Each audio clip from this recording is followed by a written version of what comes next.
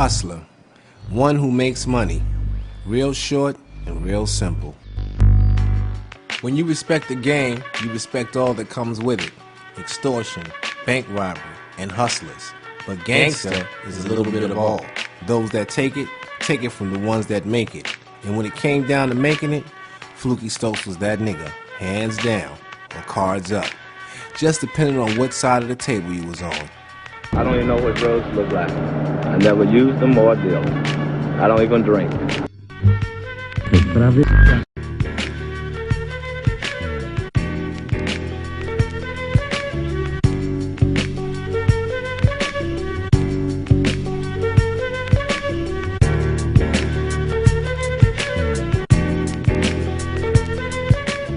Since the early days of Chicago's gangster history, everything was built with structure. Some would argue that this was instituted by the mafia, notorious, organized, and involved in any and everything that involved money. However, because of nationalities and ethnicities, and surely racial boundaries, a black's earning potential was limited. Limited to petty crimes and drug abuse, encouraged to be subservient with sir, sent off to war only to be killed, injured, or maimed. And while America allowed the migrations of other countries' criminals, blacks sat beneath the tree and on cotton fields and watched. The pictures seen were learned and imitated and instilled flash, fame, and flamboyancy, and also Flukey Stokes to be exact. The baddest motherfucker south of Mississippi. Understand Flukey was really a country nigga at heart, raised with principles, values, and integrity of a man. Not a for the time being man, but a man who believed in work, getting it, taking care of your family, and holding your own. That value system seldom seen today. Take for example rapturous names like Lucas, Barnes, Alpo, is what made him different and made him real. Proud to be called hustler, proud to be a father, a leader, and to some, Lord. Drug lord, some might say, but nevertheless honorable. So honorable, in fact, he raised boys who stood amongst men who would fall victim to the pressures of that time. Heroin and cocaine would break the strongest of men, even though they were gangs to influence unity and neighborhood pride of that time. Organizations like Gangsta Disciples, the Black Peace Stone Rangers, the Vice Lords, all black, all strong, but all without Flukey. I don't even know what drugs look like. I never used them or deal. I don't even drink. It takes a hell of a man to look you in the face and say he ain't do it, or does it. Depends on who you ask that question and where you're asking it at. Just try one of America's jails, and every prisoner would say not guilty. For various reasons, they'd likely say a lot. But then they ain't the only ones to say anything. Since the days of Flukey, there would always be two sides. What we would say and what they would say. But which side would you believe?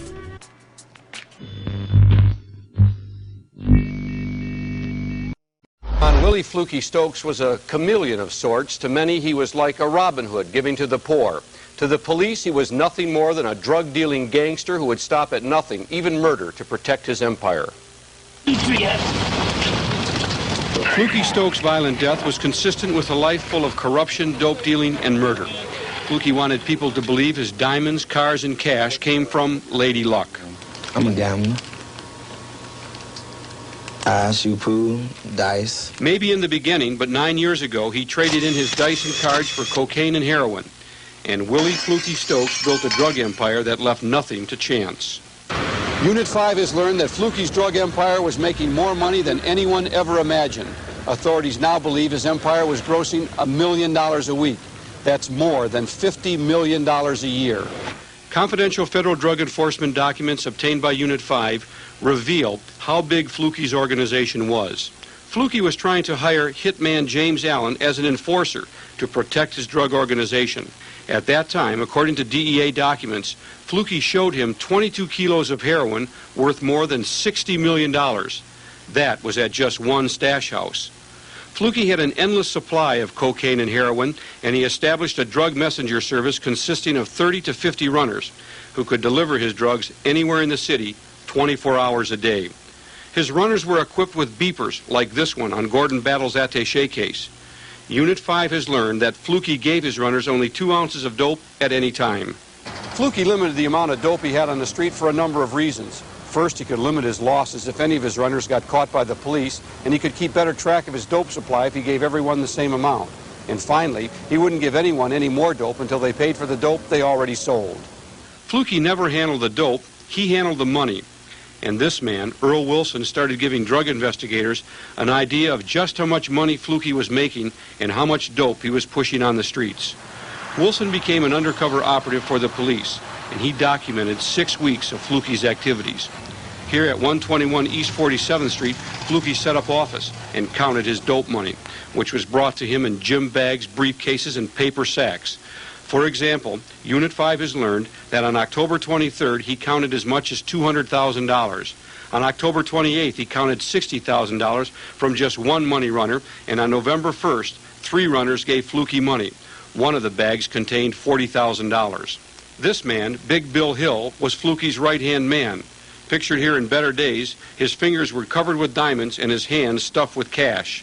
On October 5th, 1983, he was caught with 134 packets of cocaine and heroin. Until he was put out of business, prosecutors say he alone made $100,000 a week for Flukey's organization. The money just rolled into Big Bill from the street people, who in turn rolled it into Flukey's pockets. 8-ball side pocket. It's one of the hardest shots a pool player can take, but it was real easy for one to try and paint. The picture being painted on Flukey was one that was anything but poetic, one that defied their own description of Robin Hood. Understand, Flukey was anything but legal, but why? What would make such a principled man lead, as they say, an unscrupulous life? Whatever it was Flukey did, he did well. One thing for sure is he left a legacy of flash and celebrity-type behavior for family and offsprings, as well as for those left to recite his legendary stories. My name's Chip. I'm Chip's son, Chip Jr. We're just doing the blueprint about everything my family was doing. You know what I'm saying? My father, my uncle, my cousins. Man, my daddy was my best friend.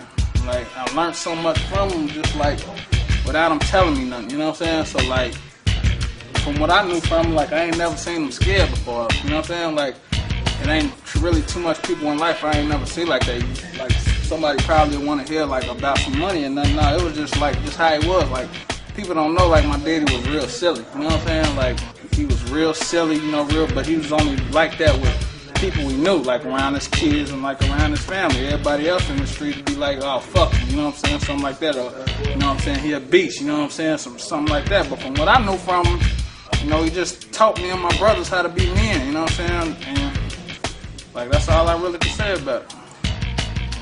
As with any hustler, life would be give and take. You would live and learn, but at home, a man would teach. And outside the home, things would be different. The man at home would be different than the man in the streets. And according to law enforcement, Gordon Battle, also known as Chip, was one of the 5 members of Flukey's organization. Sources say he, as did the other members, controlled the low end of the south side of Chicago as well as other areas. Chip allegedly had free reign during a time when gangs controlled all. Always dressed to a T, Chip and all the members would always carry signature briefcases rumored to be filled with cash. And unbelievable as that was, it was more incredible how this hustler remained untouched. See, hustlers don't have territory, man. Hustlers get money, man. See, Chicago is real territorial. It's real gangbang oriented, and you know, certain niggas was getting money with certain niggas because they only could get money with certain niggas because of whatever organization they was from. But what made them so slick, they didn't claim to be a part of no organization, even though they did have gang ties. So that enabled them to get money with whoever. You know what I'm saying? Like wherever, with whoever, from the richest white motherfuckers to the grimiest street motherfuckers. Didn't matter what side of town. So all that territorial shit really wasn't no territory. Niggas just had spots where they got money at. You know what I'm saying? It was just, that was basically it. With Chicago being one of the most segregated cities in the country, having your own spot meant you had special characteristics. qualities known not to squares, but to those who could move around. There was Big Bill, Flukey's advisor and elder who could move a pair of dice as nice as the sway of a pretty woman's ass. And then there was Chip, father to Chachi and Chip Jr., the mover who would shake shit up, serious about his business, checking chumps, keeping them in line. Then there was Grass, Chip's sibling, who some say had a rivalry simply because of the closeness in age. And last but not least, Willie, as in Willie the Wimp, small as Popeye but strong as the scent of shit from a diarrhea-ridden dog. Together there would be an alliance none could break, and they would be bearers of their special bond. They would hail Flukey as king, and as king, there would be competition from none. Flukey would try to eliminate his competition any way he had to. On the street, it might mean murder. In the police department, it meant bribes. On May 26, 1984, at a barbershop on the south side, Leroy Dixon was gunned down, shot in the head. He tried to move in on Flukey's drug turf. Last January on Merrill Street, Lavert Handy made the same mistake. He wanted to sell dope in Flukey's area. He ended up with a shotgun blast in the back of his head. On July 30th, in this parking lot, Anthony Brown was killed. He made the fatal mistake of robbing one of Flukey's runners and then refusing to return the money. For that, he was shot through the heart. Police say the man behind these murders was Willie Flukey Stokes. He was trying to protect his multi-million-dollar drug empire, so he simply had his competition eliminated, according to police. James Delaney is commander of Area 1. We think he'd do anything to protect his empire. We think that he made his money dealing in drugs. We think he protected his interests any way he had to, and if it led to murder, so be it. Flukey's criminal record spans a quarter century, arrested more than 60 times. Charges range from drug violations to murder. But since 1978, Flukey's life in crime seemed to come to a halt, even though his drug business was more profitable than ever. Unit 5 has learned while some police officers were working hard trying to put Flukey behind bars, others were on his payroll, secretly feeding him police reports and other inside information. It was after the funeral of Flukey's son, Willie the Wimp, that police got the surprising news. Flukey's informers penetrated the police department's detective division at Area 1. Stokes had been stopped by Las Vegas police while on a gambling junket at Caesar's Palace. He was caught with Chicago police mugshots of the suspects in his son's murder. Police tell Unit 5 it was not uncommon for Flukey to have stacks of confidential police reports. On raids or when search warrants were executed in the past, it would not be unusual to find police reports in Flukey's possession. Did that surprise you as a prosecutor? Well, Flukey would have no real good reason to have police reports unless he's trying to take care of his people. Drug investigators from the Cook County State's Attorney's Office, through an undercover informant, learned that Flukey had a lot of friends on the police department. Flukey would often spot police officers on the street and tell his bodyguards not to worry because, quote, they're my friends. Flukey suggested that if the police department had special details working late at night, he knew when they were out, where they were working, and who they were. Knowing that kind of information enabled Flukey to stay away from the police and to keep his empire operating without interference. He attempted to pay off police officers for police reports and we believe other things. We believe he was making an attempt to own the entire Chicago Police Department. Flukey, according to authorities and newspaper reports, was out of control. Out of order, some might say, but in his world, being out of order meant being in control. And what better thing to do than control the police? What better bullet to bust than that of a cop? That mentality was common, but the actual act was rare, as was Flukey. And although rare indeed, Flukey wouldn't be rare enough to escape the turmoil mounting. Authorities was on his back, he had open cases, and enforcing his area meant rivals had to die. A lot of shit came with the game for Flukey, but not even he was prepared for what was about to come. What was about to come would be something not to be outdone till this day in Chicago, or anywhere else for that matter. Flukey's son Willie would be killed, and with death, the world would be his stage. what I know happened was he was on 79th at the hotel. Lil Willie always stayed at hotels. He ain't had to, but he did. Lil Willie probably was about the littlest nigga you could ever imagine. You know what I'm saying? He probably was about 5'3", 100 and a buck 20, buck 25 wet. But he always kept a pistol on him. So supposedly he had a broad up in the hotel. Some niggas ran up on him at night up at the hotel on 79th and shot him. You know, he was on life support for about a week, and they decided to take him off.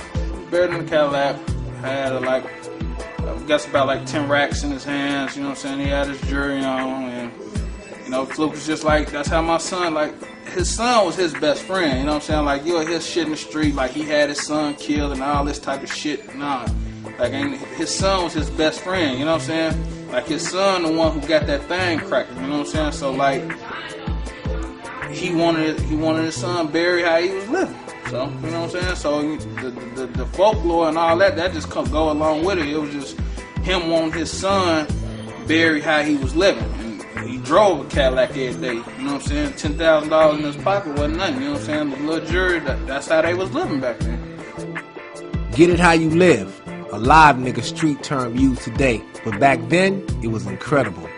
A Cadillac coffin was unheard of and sent shockwaves in the underworld and in mainstream. And when life or death made that much noise, you could almost bet there would be more. Flukey had managed to get through some tough times.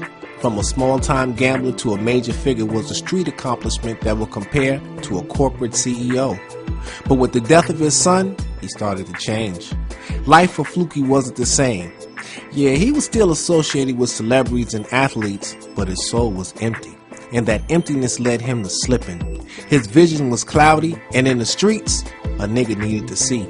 And see Flukey someone did, with automatic weapons that would kill him and his driver. Flukey had got caught with his pants down.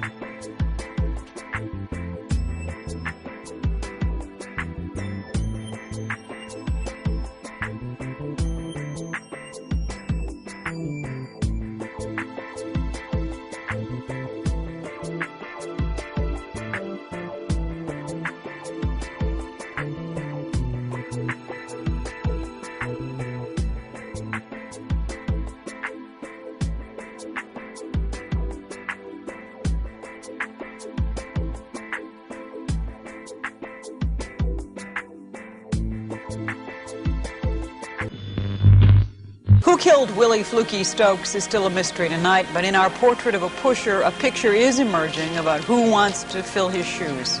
Grass and my daddy was best friends. So, like, as time was progressing, you could start seeing them branch off, you know what I'm saying? And, like, I hear stories, like, from my mama, because she always, like, used to be a talker. And she'll be, like, just telling us or talking to her friends, telling us what was going on, like, they was just getting into it. I don't know if it was money or, you know what I'm saying? A lot of things happened, a lot of words was exchanged, you know, family members was involved. And make a long story short, on 51st and Lake Park at the Pancake House, he caught my daddy slipping, and shot him. My father died, getting rushed to the hospital. I'm saying slowly but surely, you just saw him branching off. He was hearing stories like your daddy and Grass got into it, you know what I'm saying? Like, I can remember one time my daddy came home, his hand was fucked up. They had robbed him behind a Woolworth down here in Hyde Park. They had him back there. At first, you know, my mother taught me and my brother and sister to forgive because he was so familiar to the family and we didn't understand a lot of the details before. But nah, he ain't raised me, he ain't support anything that we was doing. He just was around and we seen him after my father got killed. But you know, my daddy, he always loved Grass, like even to the day he died, you know what I'm saying? Like, and I still love him, you know what I'm saying? Like, that's how you know, like, we all are separate entities. Cause my brother, he like had business. I don't have no business, you know what I'm saying? Like, I ain't mad, you know what I'm saying? Like, I knew how crazy my daddy was. I love him to death, you know what I'm saying? But like, me being mad at Grass ain't finna bring my daddy back, you know what I'm saying? And can't nobody tell me about these streets like, oh, you know what I'm saying? Like, I gotta look him in his eyes every day. And I see life kicking his ass every day, you know what I'm saying? What doesn't kill you can only make you stronger. And Chip would never get a chance to be strong again. The strength that Flukey gave him, gone. The strength that he showed his sons, that too was gone. What was left was a legacy less the very men that built it. Jealousy played a part, as did fear. Greed also showed its face, only to be mirrored in the face of others. As you see, only the names change, but as strange as it seems, the same times remain. Unit 5 has learned exclusively that police are concerned about a possible drug war because 3 different big-time dealers would like to take over where Flukey left off. When Willie Flukey Stokes was buried, the head of the largest single independent drug operation in Chicago history was laid to rest. But the body of his drug empire is still alive and thriving and in turmoil. There appears to be 3 groups muscling for control of Flukey's $50 million a year drug network. One group is headed by Gordon Battle, Flukey's former partner, another by Chuck McFerrin, Flukey's archenemy, and the third by Sam Love Jr., Flukey's former associate.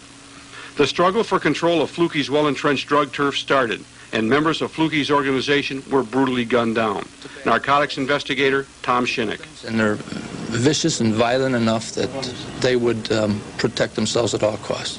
Unit 5 has learned that shortly before Flukey was murdered, a new cartel of independent drug dealers was formed, and he began to fear a major drug war was imminent.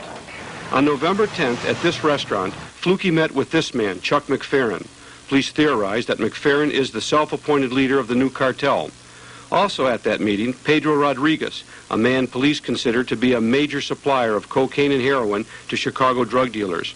Rodriguez, believed to have organized crime connections in New York, Detroit, and South Florida, may have made a pact to deal only with the new cartel. The cartel is expected to take any action to gain control of Flukey's lucrative drug empire. And the big question is, how much is Gordon Battle willing to give up? Battle, known as Chip on the street, is Flukey's heir apparent. Battle lives in a fortress-like house on the far south side of the city. He was Flukey's partner for the last few years. Another group police believe could emerge as a major source of drugs is the Love family. Police discovered evidence of the Love's big-time drug business on January 19th, when narcotics agents raided this Alsop apartment house and confiscated more than $500,000 in drug money. The cash, in mostly 10s and 20s, belongs to Sam Love Jr. The street has been relatively quiet since Flukey was murdered, but police say trouble could erupt at any time, because in the drug business, takeovers are generally not friendly. Despite extensive criminal histories, none of these men have been convicted of serious drug offenses. Unit 5 has learned that federal drug agents have been investigating the Flukey drug network for 3 years, and we have also learned that IRS was on the verge of indicting the flamboyant drug dealer for tax evasion at about the time he was killed. I don't think, Carol and Ron, that this is the last we're going to hear of the Flukey drug network. Flukey, the reason that they changed half of these laws or what's going on right now, you know what I'm saying? That's the motherfucker who, they start taking your tax, your money, your drug money, as soon as they arrest you, because he was buying it right back out, you know what I'm saying? They didn't understand it. It's the greatest, man, so you got to give it to him, man, because that's the truth, and you heard it, it's real. They laid the game down, they told you what's happening, so accept this starting today. He was the boss. All that stuff, all that paid in full shit, like all that shit, that was good shit, you know what I'm saying? But I mean, some folks got killed, plenty of money was made, you know what I'm saying? And it's a big story. All that, New York shit and all that shit, it's cool for the TV, but it was real down here in Chicago, you know what I'm saying? Legendary Flukey Stokes house, man.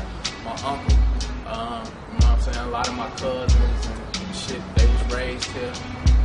Top room right here, this used to be Sabrina and Lil Trigger room. You know what I'm saying? Flukey Jean room used to be in the back.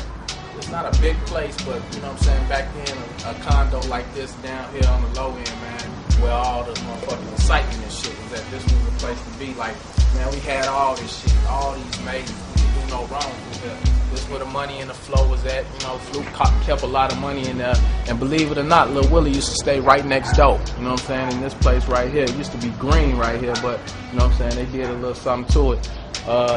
This just, where we came up at, man, all of us. That's just real life, real talk. You come around here, all these niggas hustlers, you know what I'm saying? Like, you come up and down the strip, you can say whatever you want to about these niggas over here, but all us some hustlers, that's real, you know what I'm saying? Like, I don't give a fuck what they do, how they do it, they get them some money. Getting money was, is, and always will be in Blacklopedia. The story within the story that says it ain't where you from, it's where you at.